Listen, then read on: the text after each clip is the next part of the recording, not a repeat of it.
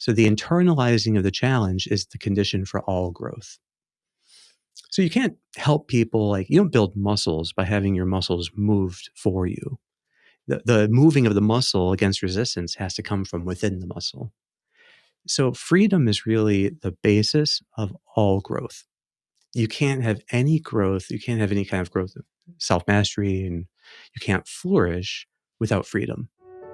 Before we get started, if you enjoy these episodes, you might want to check out more at OptimalWork.com. Our website offers unique content, tools, and exercises to help you thrive at work and beyond. We have an in-depth masterclass covering our entire theory of growth, daily recommendations for personalized advice, and a platform to help groups and organizations learn and practice optimal work together. You can get a free trial at OptimalWork.com. Now let's start the episode.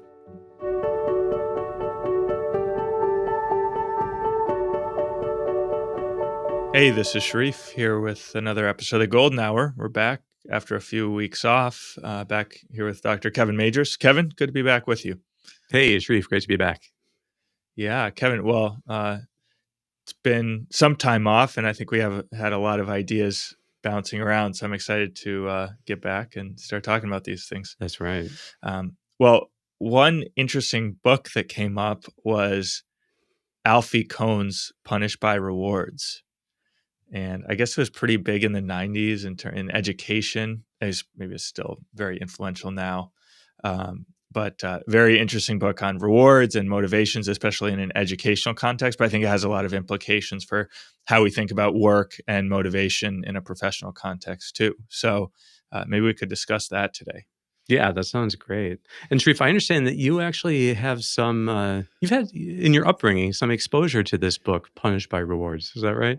In some ways, I'm kind of a product of this book. When we were looking over it, I was telling my mom that, I'm actually reading. Well, I was at that time reading a podcast on the book, and I said, "Well, I'm listening to this podcast on Punished by Rewards," and she said, "No kidding, Alfie Kohn." And I practically raised you on that book, so it was very influential. Yeah, this will give all of our listeners a little bit more of a window into your upbringing. Exactly. That's right. That's right. So the point of the book is that you should never say good things about people, especially kids. Exactly. Basically, that's my experience. No, yeah, that's right. Yeah, no positivity whatsoever. Right. Yeah. Right. No, the book is it is a continual assault on Skinner.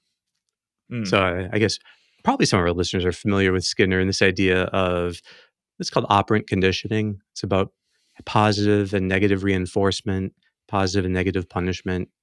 And I think that behavioral therapy was very tightly, in a sense, controlled by Skinnerian thinking for a long time until the third wave behavioral therapies came about. So acceptance and commitment therapy and others. So it was fascinating, though, to get exposed to this book that was written in 1993. So it was right in time for your mom to raise you by it. That's right. And it is a critique of how powerful pop behaviorism has become in American society, and particularly in our educational system. So his big thing is that rewarding kids with grades isn't helpful. So giving, it doesn't matter like what percent are getting A's or what percent are getting F's. He thinks that fundamentally any reward is demotivating. So it's a very bold claim. And so that is the claim, though, that any kind of reward and any kind of praise, in fact, undermines the well-being of others. Yeah. And I actually went to a school for a number of years, 6th through 10th grade, where there were no grades. It was just all evaluations. I guess part of the idea is that, and you definitely see this, is that students get so obsessed with the idea of just getting an A. I need to get good grades. I need to get a good SAT score, whatever it is, that they lose sight of the fact of the deeper meaning of learning and knowledge and wisdom, and they kind of lose they lose sight of that and lose interest in learning for its own sake. Yeah, and that's, I think, always been seen as one potential pitfall of the educational system. Uh, it might be putting a little too fine a point on it, though, to say that grades are always destructive. So that I think that, like so many things, I think it actually depends on the whole context. So, and if the context is that somehow grades are going to be used competitively to assign worth to people, then yeah, that could be could be destructive. But if it's simply helping people to set challenges for themselves, to see how they can improve their grasp of material, to know what it looks like to have mastered something, then it could be more positive. Yeah. But the basic idea is that like any kind of reward for a behavior ends up cheapening the motivation for the behavior. So that the ultimate reason to do anything is because of, I guess you could say, like the beauty of doing it well. So this intrinsic motivation. And so the beauty of learning how to do this form of math or how to solve this kind of problem to gain mastery. So, and that kind of mastery is very enjoyable and attractive. And so if you can rely on intrinsic motivation, then you have a self-renewing supply of motivation that the person will have. Nothing compares with intrinsic motivation, to move people to surpass themselves. And so I think that idea is fundamentally a good one. Yeah, could you elaborate on on Skinner's approach and the way it's been influential in behavioral therapy and I don't know maybe even other aspects of society, the way it's kind of crept in, just to give us a better sense of what Kohn is arguing against. Yeah. So positive and negative punishment for Skinner, positive punishment is actually applying something painful, and negative punishment is removing something enjoyable. So if you tell the child, well, if you don't, clean your room, then you're not going to be able to, you know, No dessert. use the iPad tonight or no dessert. Right. So the withdrawal of something enjoyable is a negative punishment, and then positive punishment, you're like, actually causing pain. So to spank them or to berate them or yell at them. So, and Skinner was very against punishment. Instead, he talked about positive and negative reinforcement, which he thought produced more reliable results because he thought punishment is unpredictable. Sometimes kids rebel, sometimes they, but he thought, boy, reinforcement, this is what always works. So positive reinforcement is that when they do the right thing, so whatever, they stay quiet all the way through class, then you give them some kind of reward so that you give them a positive reinforcer, usually immediately after they do the thing. And negative reinforcement is the cessation of something noxious. So that's not used as much, but he didn't think that was actually as applicable and healthy. But we do use it, for instance, in getting people to put on a seatbelt. So the beeping in the car won't stop until you put the seatbelt on. So that's negative reinforcement, the cessation of something noxious. So when you do the desired behavior. So, I mean, could you imagine if cars would, when you put on the seatbelt, would say, good job? Yeah. Like that wouldn't actually work so much. But the negative reinforcer, like no one is going to drive, for a half hour with that beeping. So it's kind of how we learned to make people put on seatbelts. Hmm. Okay, so the problem with positive and negative reinforcement, so it sounds like, yeah, positive is better, so if someone does something for you and you thank them for it. So thanking others, showing them attention, smiling at them when they do what you want, all of that seems good, right? But the problem is it's all manipulative. It's all about getting people to do a desired behavior. So that's Cohn's essential critique, that you end up coercing people to do what you want them to do, bypassing their freedom. So rather than appealing to their freedom, helping them to see what is the good here, to see why it's good, to see why this is desirable. So instead of having teaching moments, you have rewarding and punishing. So he thinks that rewarding and punishing stand in for teaching. So then it's all about managing the behavior of people rather than helping them to develop internally by using their freedom well. Before we continue, a brief message. If you're benefiting from these discussions, please take a moment to hit like and subscribe. Doing so helps us to reach more people. So you're not just learning, you're also helping others to discover a path of growth and flourishing. Thanks for your support. So this idea of rewards, it actually comes up a lot in some of the kind of self-improvement books that we've read and comment on. And oftentimes they recommend, okay, if you want to build a habit, whenever you perform that new action, say it's working out or getting up early, then you should reward yourself to reinforce that behavior. So if you go work out, then reward yourself by watching an episode of your favorite TV show. And your brain will link those two things together, and it'll have a more positive evaluation of working out, which you think is difficult right now. So that's not really, there's no like compulsion there because you're just doing it to yourself. So what are your thoughts on that then? So it has to do partly with the nature of the reward, that in fact, doing things well, doing things for the highest motive, uh, enjoying the good in the thing you're doing, those are what lead to intrinsic motivation. So it's really meaning, mastery, and enjoyment. This kind of deeper joy, the joy of like when you talk about taking pride in your work, that's what we're talking about. Is so the ability to do something so well you can take pride in it, and that's like the healthy sense of pride. I think, which is there's an enjoyment you have in the good. So if it's not increasing those meaning, mastery, and enjoyment of the right of the action itself as good, then it's something extrinsic to it. So it's not really then perfecting you in the highest way possible. Okay, this is the in a sense the Kohn claim.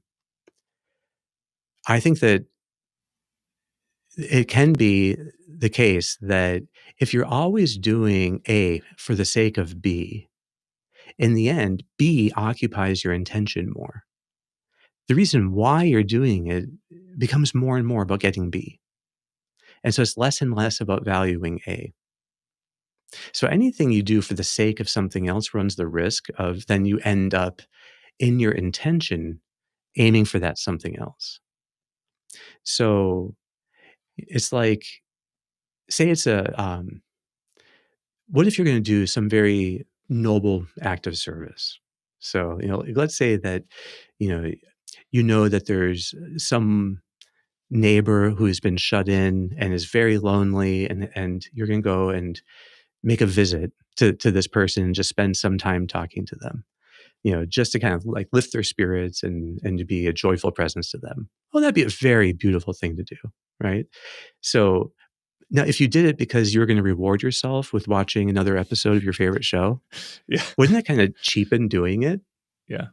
So I think that when the things we're doing are inherently meaningful and capable of helping us to grow into kind of mastery, then the enjoyment of them we want to kind of protect. We have to protect, in a sense, our palate, our sense of taste, so that we have a palate for more like spiritual joys. So to enjoy higher things. So I think that then it would be great if we just loved serving others. Yeah, and we love taking the time to be understanding with someone, to really and to help them to be encouraging to them in some way. All of that's really beautiful. So rewarding yourself can kind of cheapen that. But if what you're doing, I think, is really just say drudgery. So like you're having to, I don't know, say clean out the garage, well, giving yourself a little reward, like I'll, have my favorite beverage right after. I don't see that as being damaging to you as a person. Like, well, so to me, I don't think we want to be so absolutist about it, and say that you could never give yourself any little rewards. But at the same time, I think we'd want to be careful about thinking that every good thing we do has to be rewarded with something lesser, in fact, than the action that we did. Yeah. And is there a sense of people growing in terms of the types of rewards that they appreciate. I mean, yeah, it'd be great if everyone just, Mhm. from their from their earliest years, appreciated these noble spiritual goods. But Yeah. maybe a 5-year-old isn't quite there yet, and they need to first be kind of rewarded with other things, and then gradually they. So, okay, now just to take the Kohn line on this, he calls it bait and switch, and he thinks it's Okay. fundamentally dishonest. Uh-huh. So that to think that we're gonna use extrinsic motivators at first, but then we're gonna switch them later, with more intrinsic rewards. Um, okay, so the question it seems to me that children take the case of children, because I think a lot of what he's talking about is dealing with kids. Um, it's true that if you are wanting them to really grow into generous, caring adults, they have to develop at some point a taste for generosity, a taste for being caring. So if they never develop that taste, then you're not helping them to do it. And that children learn not so much by being told or understanding the good qualities, but by tasting good qualities. So, and I think that's a fundamental kind of thing that like children have to learn what it feels like to be selfless and to see that there's the joy that comes in giving. Cohen's critique is that rewards treat children as takers, not givers. And so they don't really give them a taste for doing things generously. So that the kid never then learns to do things for the joy of the noble action, but they do it to get something else. They're always on the take. And so I think that's a wonderful concern to have. And so I appreciate that he sometimes might have to maintain an absolutist kind of line here, that maybe needs to be tempered from time to time. And so and he does admit that, okay, if you're talking about, sticking the fork into the electrical socket, there's some role you know, for clear rules, and for like, in this house, we don't, you know, put the pet in the microwave. Okay, there has to be some, things that like they just have to learn you don't do. So, but he just is reacting. He doesn't want that to be the dominant tone. He thinks that in fact the best tone in a house is one of a loving, unconditional bond. So thinking about praise versus, say, encouragement. Um, Obviously, praise is maybe going to be after the act that they've done something. So there's a kind of reward, praise being a kind of reward that someone else has done something good. So you give them a reward or you praise them. Whereas before they actually perform, you're giving them some encouragement. You can do it, or maybe some deeper thing like an actual reframe. How would you evaluate the difference between praise and encouragement? Is it because encouragement still seems like it's bringing something extrinsic to bear on the person's action? Hmm. Yeah. So I'm not sure that I would have the perfect Coney answer, but I think the idea is that when you're praising, you're like above the action, judging it. So you've set up a dynamic where you're not, in a sense, with the child, but you're this outside judge. And so if I mean, if you could imagine like a boss in a meeting, if everything, as soon as someone was talking, the boss would choose what to praise and what the person just said, it'd be putting the boss in a position of being a judge.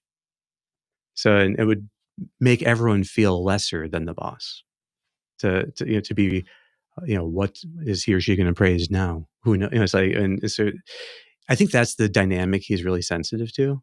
That when you're praising others, you're still judging others. And so the person feels like, oh, I passed the test this time, but I'm always having to pass a test.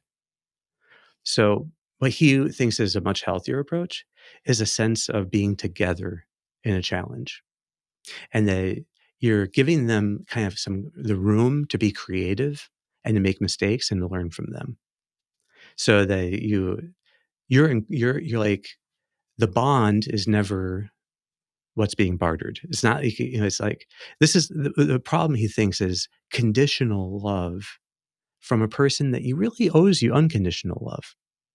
Like parents really owe their children, in a sense, this unconditional love. It's like that's what children most need in order to grow. And we have to be careful that praise could look like returning this thing, which should be unconditional love and attention and regard. And we're making it somehow conditional now in what they do, so that you get more of my positive attention when you do something good. So my positive attention is really contingent on your behavior. But rather than like, you have my unconditional love, you have my full regard, you have my positive attention, and like, let's treat this as an adventure. Like, how could this challenge you're facing bring out your best? Doesn't, it's okay to make mistakes. Let's just see, what would it look like? That, I think that's the sense that he wants to create this space where the children and the parents can together kind of problem solve. So he sees it more as being this collaborative thing, that whatever the challenge is, it could even be the child's emotion. Like, how do you relate to, like the child's very anxious about something? Well, I think he'd be on board with the idea that you really just want to like help them to see that you're totally understanding of how hard it is, and you're totally confident they'll find a way to do this, and to help them to have this freedom to have more creative responses to it. Mm-hmm. But he says, like, when you're talking about these things, you have to be careful because you can't be too prescriptive in any sense. So he said, everyone wants an easy approach, like, oh yeah, this is like the rules for parenting. Instead, it's more about always prioritizing the bond with the child. That's the setting then. And you're not going to, as long as the bond is the unconditional love is there. He has a book actually called Unconditional Parenting on that very topic. Then everything else, I think, flows naturally from that. They'll tend to be on board with what you value, and they'll want to value that too. So, Kevin, I think that leads into another topic which I wanted to discuss. We recently redid on OptimalWork.com the coaching class. Now it's called Transforming Conversations, and that's covering the conversations that you would have in a different types of relationships, maybe family or friendship or coaching or mentoring, or maybe even to some extent therapy. So I'm wondering, I think it's easy when you're mentoring someone to also have this kind of judgmental or coercive approach is, okay, I just want to get this person to do this behavior. So I'm wondering, have you found Alfie Kohn's work, having recently reviewed it, to like connect on that level with our view of coaching or having transformative conversations, where you see they fit together there? Yeah, I think that he has, I think in optimal work, we have maybe more of a vocabulary capable of kind of expressing these things, but his instincts are all aligned totally. And so, and one example of this is that he, I think, would be completely on board with the idea that the first thing you need to do when you're helping someone is to be understanding. And that one of his real critiques of, rewards and punishments for kids is that it doesn't seek to understand the problematic behavior, to try to get into the position of the child. Like, what is the challenge that they're facing? And how can we help them to discover a better way of engaging this challenge? So if we want children to grow, that he is a big believer in this idea of self-determination. It has to come from within them. But the ones helping them have to aid them making these discoveries.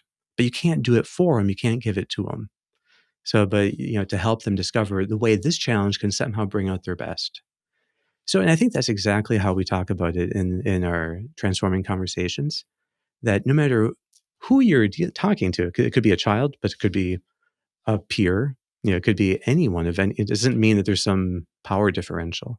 It just means that if you're going to be helpful to them, you first have to deeply understand where they're coming from and the challenge they're facing, to kind of identify what's the real challenge here.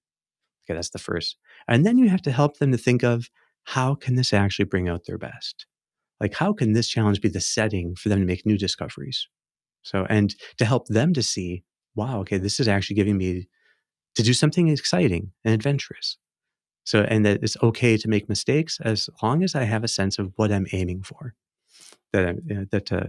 So I think that idea of encouragement, encouraging others doesn't mean giving them a reframe, like just like to. It's instead encouraging to help them make fresh discoveries. So, and that means coming up with a view of the challenge that means that now they can internalize it. That on their own, they can be embracing it. So the internalizing of the challenge is the condition for all growth. So you can't help people, like you don't build muscles by having your muscles moved for you.